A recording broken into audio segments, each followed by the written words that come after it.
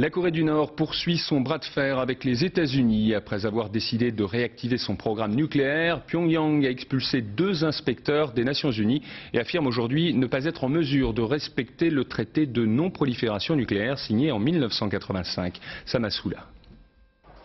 L'arrivée à Pékin des inspecteurs de l'Agence internationale de l'énergie atomique.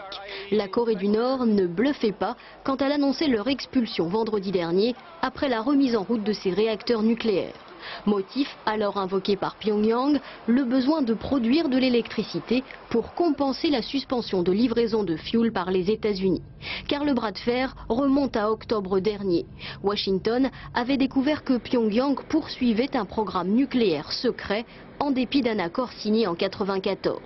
Aujourd'hui, pas supplémentaire dans ce bras de fer, la Corée du Nord laisse entendre qu'elle pourrait se retirer du traité de non-prolifération nucléaire. Pourtant, Colin Powell affirmait ces derniers jours vouloir régler la crise pacifiquement après avoir dans un premier temps déclaré haut et fort que la crise irakienne n'empêcherait pas les États-Unis de s'occuper de la Corée du Nord, pays appartenant à l'axe du mal.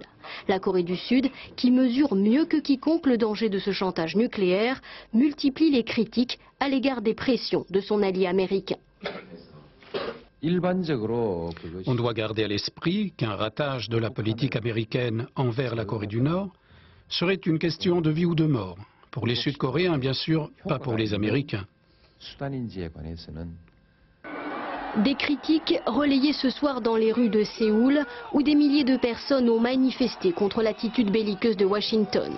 Quant aux autres voisins directs de la Corée du Nord, la Chine, la Russie et le Japon, ils déplorent la reprise du programme nucléaire de Pyongyang, mais appellent à l'apaisement et à la négociation.